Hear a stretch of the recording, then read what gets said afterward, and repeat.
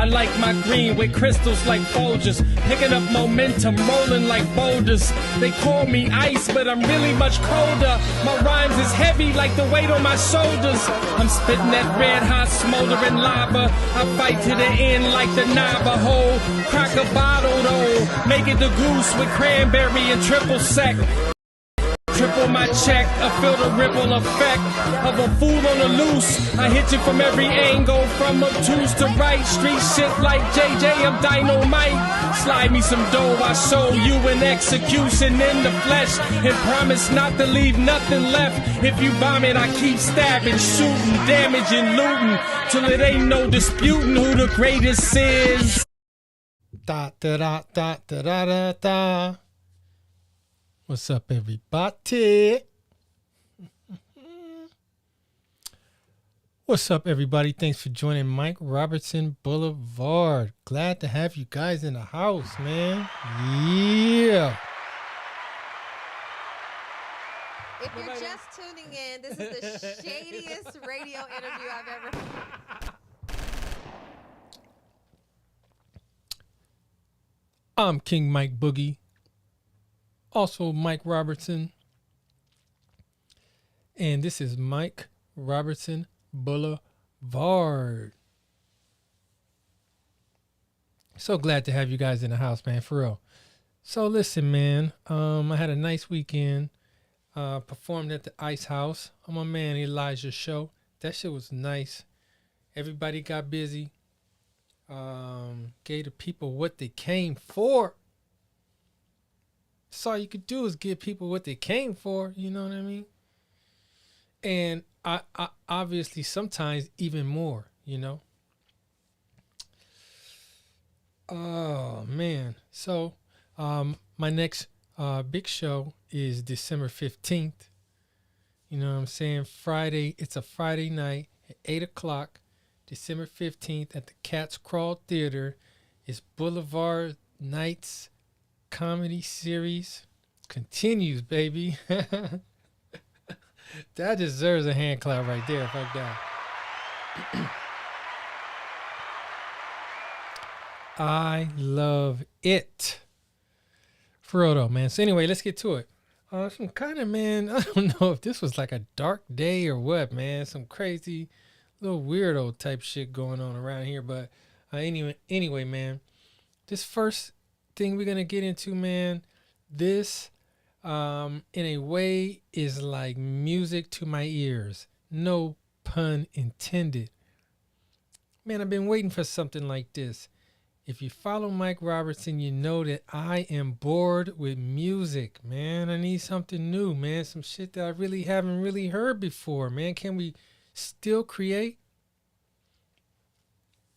Well, to never disappoint, my man from Outkast, Andre 3000, baby. Damn. Is coming with an album released this Friday, the 17th of November. And party people, it's not what you're thinking. Let me see. I got some artwork on that. Hold on. Where the artwork at? Where's the artwork? Damn. That's your man, Andre 3000 right there, stooped down. And look, if you don't know Andre 3000, man, I got him in my top 10. He comes from Outkast. He's one half of Outkast, man, which is one of the greatest groups of all time. Really, any genre, doesn't really matter. He's one great artist, man. This is all you could say about it. So his new album, though, he coming out, man. Get this, with no raps on it. No rhymes, man, at all. None. Can we get none? Can we get some humming? Something? I don't know, man, but look. He's not doing no rhymes. He's playing the flute now. Andre 3000 is playing the flute now. And he's serious about it. Serious. Let me show you, man. Like, he be having that shit, man, everywhere he go, bro. For real. Sure. Good shirt, right? Yeah. Look at that, man. How you doing? Chilling. Look at that big ass shit right there. That's some type of flute, man. Do I need to play that again? I think so. Sure. Good sure, right? Yeah. What's going on, man? How you doing? Chilling. What's going on, man? Oh, man. Let's see, I got another one. Wait, he be playing flutes. Hi, Andre. Hello. Man, he's belling with the flutes, people. Some type of like piper, man. Like, I can't be caught without my flute. Like, you be playing this shit all day long. Oh, I can't front though, man. On for real though, man. I met Andre 3000 before, man, and he was a cool brother, man. Like, all the way around. Great dude, great energy. So I'm not tripping on him, but it's just a trip. So anyways, I'm anticipating, I'm giving him the, oh, okay, so look, before I even go there, I tried my best to find the music. I couldn't find any leaks. There's just a few little times where he actually played the flute, and this is just one little tiny bit, man, but this is it.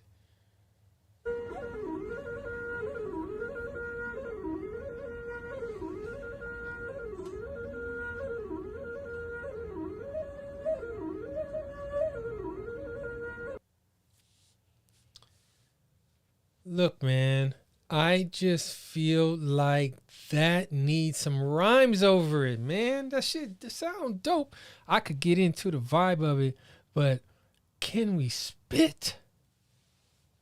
But here's the thing, man. Andre 3000, man, honestly, as far as I'm concerned, has never let me down musically. So I'm going to go into this thing, man, with the benefit of the doubt, for real though. And look, so this is really kind of like what he says on it, and it kind of makes sense, man, because if you're gonna be someone like him, you gotta be an individual, man. That's just period. That's who you gotta be. So I love rap music because it was a part of my youth.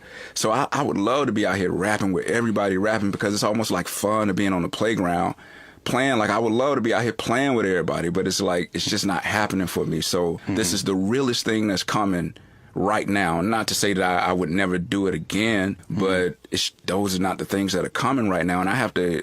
All right, man. So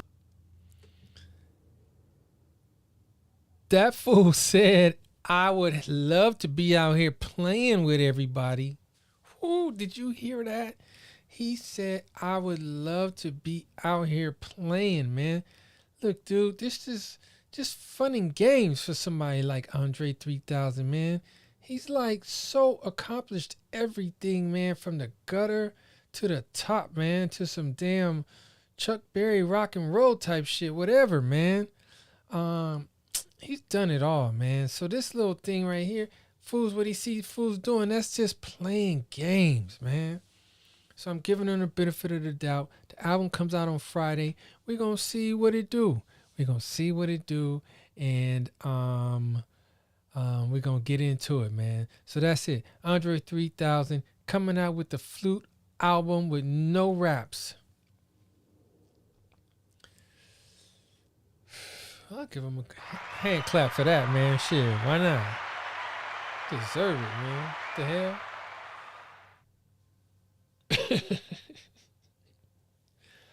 All right, man, this next item, man, it's kind of like, I don't know, man, it falls into the weird, but it's the craziest things that people trend for, man. So this homegirl right here is trending because she saw Cardi B stick her tongue out, get photographed, and then she evaluated her health based on what her tongue looks like. That's serious business, man. People be trending over the craziest thing.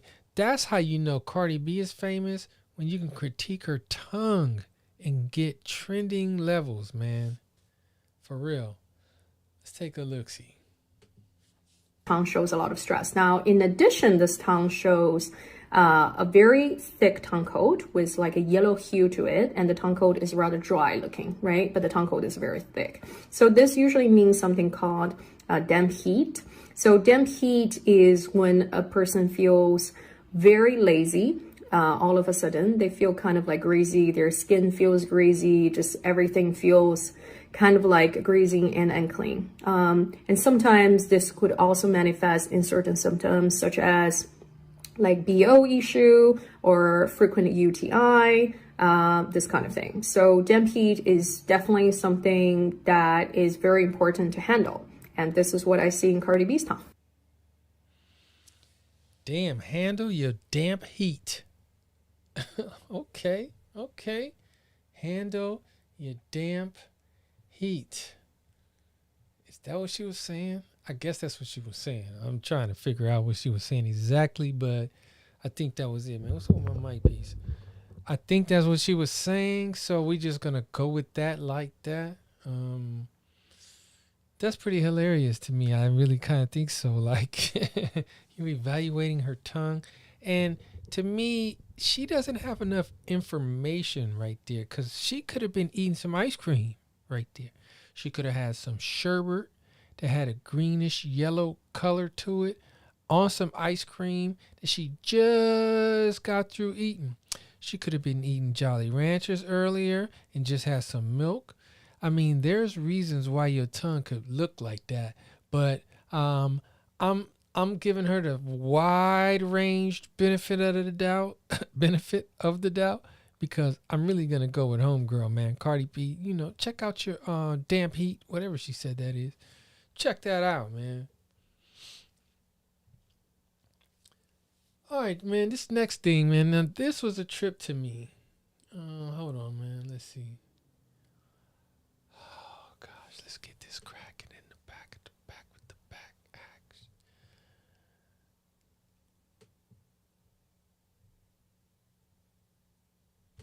All right. So one of the hashtags that was trending today was worst Thanksgiving. Y'all see it on the screen. These fools came up with their little stories all day long about what the worst Thanksgiving is. So I just literally like pulled a snippet of it, man, and see like the smoked ham, he tripping off of the smoked ham with the paper wrapping still on it. I guess that would make the worst Thanksgiving? I don't know, man. He found the one way to make pork. Oh, that was stupid. Shut the hell up. Pork awful. I guess you spoiled the pork you spoiled the pork with the wrapper. I don't know, man, how bad that is, man. I don't know, man. I don't know. I'm not giving you that much on that. Next one, worst Thanksgiving. 1992, my grandmother died early that morning. Damn, that's sad. That was pretty much the worst. All right, man. Spoiled my day. Well, shout out to your grandma, man. One love. What a tearjerker. Next, dude said, I had the turkey on the counter thawing. A couple hours later, I went downstairs to get something and found my dog eating the final bits of meat of the poultry. Thawed turkey. Oh, damn. I'm reading like the young homie. What's his name? I'm reading like Womack. Nah, look. I went downstairs to get something and found my dog eating the final bits of meat of the partly thawed turkey he stole from the counter. Ooh, now that would spoil Thanksgiving. I think if my dog went to town on the turkey, it wasn't even thawed out yet, man, and you getting all up on my turkey. That would spoil Thanksgiving. I think that's fair right there. Leaving a little wrapping on the ham. I mean, I guess that's whatever, but nah, that's not like the dog eating your turkey. Well, it's not even thawed out. Oh, God. Next dude says, as a teenager, I passed on an out-of-state family Thanksgiving to play football with friends on Black Friday. May as well called it the day blackout. Man, shut the hell up. I'm going to tell you, man, I do have a Thanksgiving story. My worst Thanksgiving, because I haven't had no terrible ones, but the worst one, I was at my grandmother's house. And for some reason, I can't, I'm not privy to it, but it was something that didn't go right with the turkey. But to save the day, they had a duck. So we were all sitting there. They made turkey and duck. So the duck was on the table, and my grandmother's friend, who was kind of like her drinking partner, she was like, let me carve the duck. I'm the best duck carver there is. All that type of shit, right? So she talked everybody into it, whatever. So she went to carve the duck, bro, and she grabbed the duck with her hand. The whole thing with her hand. She didn't get the little fork with the knife. She grabbed her hand, and then she lifted up even, and it was like dripping down her arm. And she talking about what? My arm's clean. No, they're not.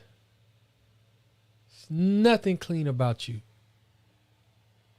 So I sat there like, oh man, you gonna grab the duck? Now what we gonna eat? Cause I'm not eating that duck. So there I am eating hella rolls. Yams up the yin yang. Greens. Ain't touching that duck. Or the stuffing, or the juice, or the rice. None of it.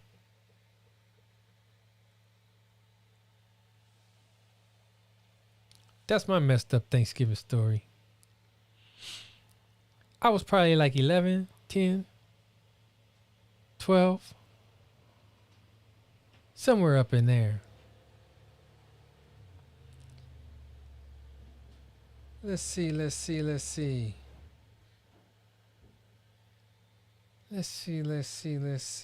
Who's on this? What up, Elijah? We'll see. Okay, what's next? I like my green with crystals like Folgers. All right, let's see. That was the worst Thanksgiving. This right here is kind of dumb, man. I didn't want to really talk about it, but it was trending. I don't know. I'll give my 2 cents on it. This homegirl right here, man. Nene Leakes. Does that look like Nene Leakes? That's all I want to say on it. That's a damn shame. Look at that, man. What? Is that what we're doing? Is that what this is all about? We doing it like that? Come on, man. It's not satisfied with the thing that God did.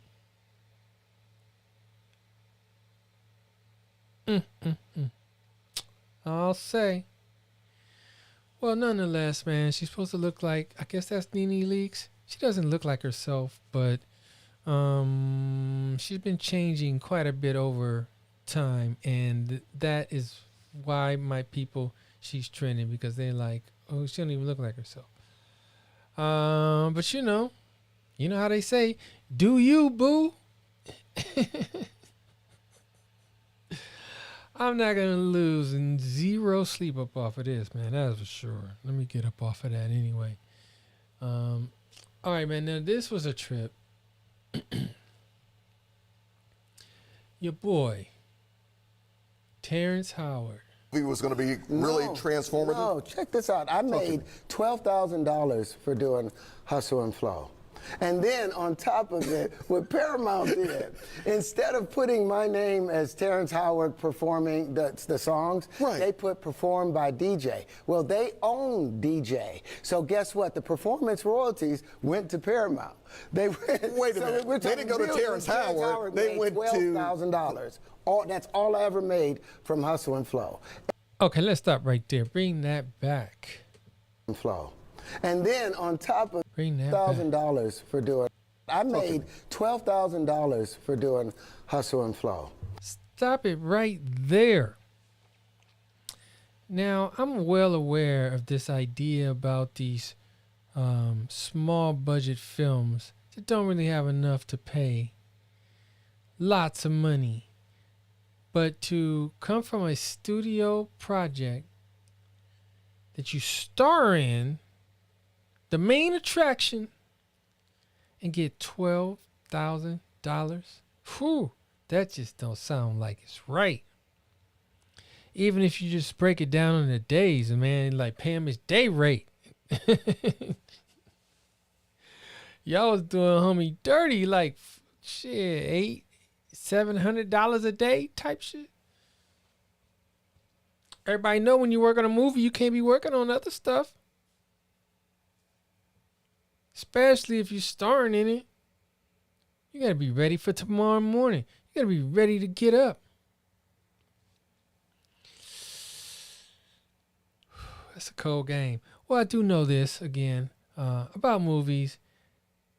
You know, they don't be paying that much. You got to try to get all you can up front, like the most you can get up front, because you generally don't get a back end, man, in any kind of way. It's always tricky, but look, take a look. And then on top of it, what Paramount did, instead of putting my name as Terrence Howard performing the songs, they put performed by DJ. Well, they own DJ. So guess what? The performance royalties went to Paramount. They went, wait a minute. They didn't go to Terrence Howard. They went to $12,000.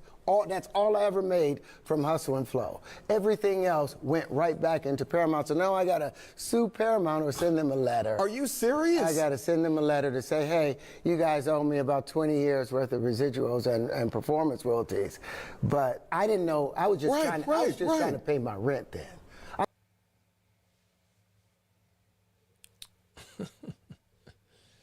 He said, I was just trying to pay my rent. Can a brother just pay his rent? Damn. 12 G's. And Hustle and Flow, let's look this up, man. Let's go ahead and look at the box office of Hustle and Flow. Hustle and Flow box office. $23.5 million. Which is not considered some type of, it's not the Avengers and shit. But when you're paying your lead person $12,000, I mean, you did good on this film. You weren't expecting that much out of this film. Sure. 23.5 million, you give me 12,000.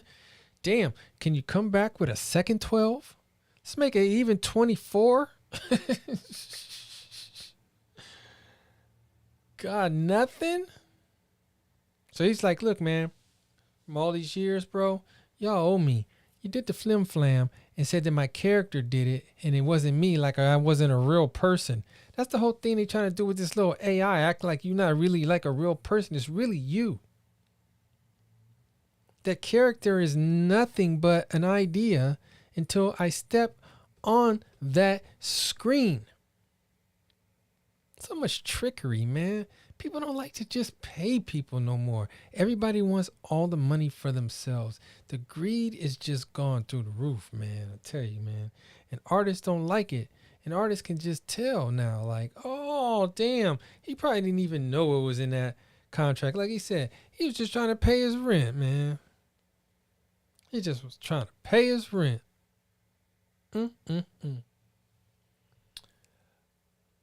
All right, man. What else we got, man? Now this right here, man. Let me tell you, this is kind of trickiness right here, man. I don't know, man. This was the literally #1 item, man, right here. I guess I had to talk about it. I ain't have to, but I mean, damn, it's weird. Okay, Will Smith got a homie named Bilal that I guess is his best friend, his main homie from back in the day. He's been around all these years. Wrote a tell-all book, man, and spilled the beans on Will Smith. Damn. On it. And Will needed that validation to have that type of woman. You saw her say that Will Smith had a small dick? Oh, I am saying to you, if a woman is used to something. Okay, well, look, I forgot to get a disclaimer, man. This shit right here is not for the faint of heart. Okay? Not for the faint of heart. Let me just tell you that right now. If you can't handle it, cover your ears. Will needed that validation to have that type of woman. You saw her say that Will Smith had a small dick? Oh, I am saying to you, if a woman is used to something the size of a baby leg and you come in with a pinky toe, there's nothing you can do to please her. You can buy her 80 cars, you can get her 80 private jets. If she's itching for that baby leg, she want that baby leg. You can beat a person so much that they fall into submission. So, all right, I open the door to Dwayne's dressing room, and that's when I see Dwayne and having anal sex with Will. Let me process that for a second. There was a couch, and Will was bent over on the couch, and Dwayne was standing up, killing him. Murder. There was murder in there.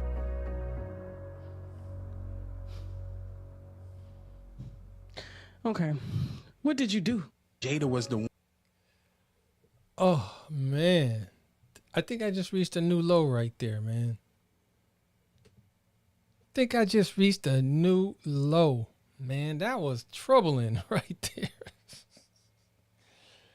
It's not funny. I'm not really laughing. It's a lot to unpack right there. But first of all, we don't know that it's true. Second of all, homie could be clout chasing and is trying to put stuff out there. Okay, so let's start with that. That's the place to start. Now, if we're going to just say what if it was true, it kind of shines a light on some of the reasons why Jada be kind of like feeling like she just could disrespect him because she just has no respect for him. She lost all respect for him. And that in turn affected the attraction,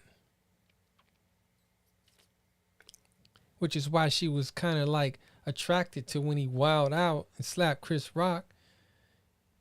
But overall, there's this thing that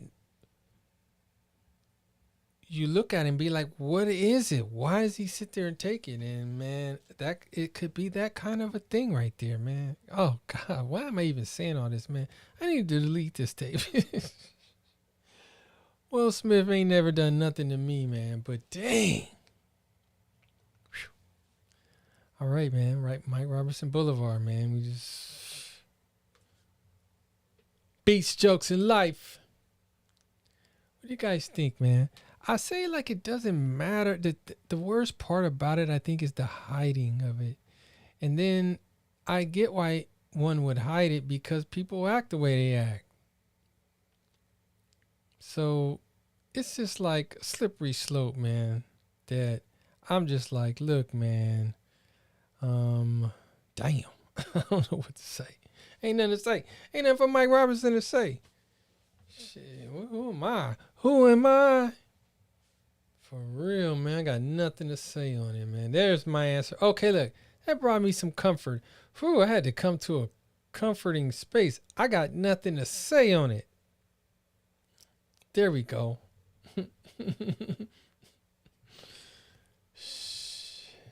On to better and happier things.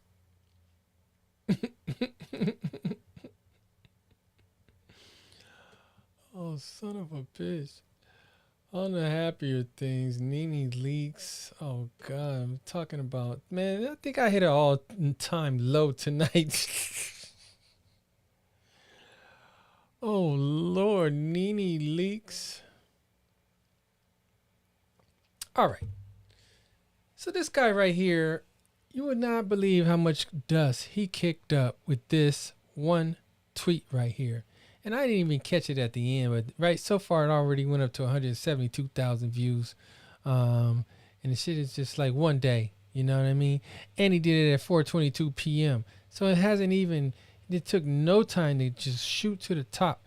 And so what he's saying is, he got all the Christmas trees right there. He's saying like, what's the best Christmas movie not including Home Alone 1 or 2, A Christmas Story, Christmas Vacation, Scrooged, Elf, Die Hard. I wouldn't even put Die Hard as Christmas, but I guess you could slip that in there. It's a Wonderful Life, which I do not know. Oh, man. Okay. So look, I like Christmas movies, man, and I'm just gonna come with my favorites. You know what I mean? So first things first, I gotta say, Rudolph the Red-Nosed Reindeer. That shit was good, man. I am Rudolph, man. I didn't want to be like everybody else, man. I wanted to, stand on the side, man, and let my red nose shine. Now, I tried to hide it at first, trying to fit in, trying to belong, trying to make everybody think that I'm one of them. But then, one day, man, I took the little stuff off my nose, man, and my nose started shining brightly. I like that Rudolph story, man. And he came and saved people at that, man. So be yourself. That's what I learned from that movie. Now, the next one, I can't lie, okay? I'm going to go ahead and throw this on here since it's not on the list. Man, I did kind of like the little miracle on 34th Street. What am I to say, man? You know what I mean? I thought it was cool. It was a nice little Christmas story, I'll say that. Now, the other one,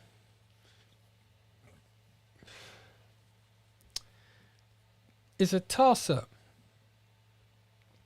Because I like the Heat Miser. I'm Mr. Heat Miser. He's Mr. 101. Oh, whatever I touch, I'm just too much. I like the Heat Miser, man. Homie was cool. He was hard. He had a fro that was looking crazy. I was like, that's my guy. Okay? So I liked him. But at the same time, I liked the Grinch. The Grinch, he was such a hater. The Grinch was the introduction to what haterade is really all about. Just for no good reason. Spitting that haterade, man. But it did make for a good movie. And then he learned at the end. And he learned to love and appreciate. And know that, hey, it feels way better to help people out. And to give than to block. Because, see, he wasn't taking from anybody. Well, yes, he was. Well, see, it was complex because he wasn't taking their items because he wanted their items. He was taking their items because he didn't want them to have their items. Back to the haterade. The Grinch is the first hater. That's who he is, man. He's the first hater. He didn't want you to have a good time. You gotta learn from that. So anyway, those my three right there. Yeah. Give me some hand claps on that. Yeah. Merry Christmas to you all. So I gave y'all my little Thanksgiving story with my grandmother's friend. Gave y'all some Christmas movies. Shoot, man, I think I'm done for this. Done for the day. Look, y'all, man, it's been fun, man. Shit, it's been fun though. So look, I got a show again, December 15th. Come check me out. And Cats Crawl Playhouse. And shoot, let's get it cracking, man. In the back, with the back action. Asking. Open up your door and let me in. If not by, I don't want my share to begin. my share of cotton gin. my share of cotton nigga skin is up in. It's enough for everybody. I'm not here for the tick. I know I'm rambunctious, but you made a mistake. I'm trying to get in close proximity to the equate. On my estate, where my water. Hey man, I like that shit right there, man. And this shit come from a long time ago, man. We're bringing this shit brand new, something new, you know what I'm saying? Buffalo soldiers, Tuskegee airmen, 54th Regiment, brave and daring. Panthers, rebel slaves on slave ships on one-way trips. Buffalo soldiers, Tuskegee airmen, 54th Regiment, brave and daring.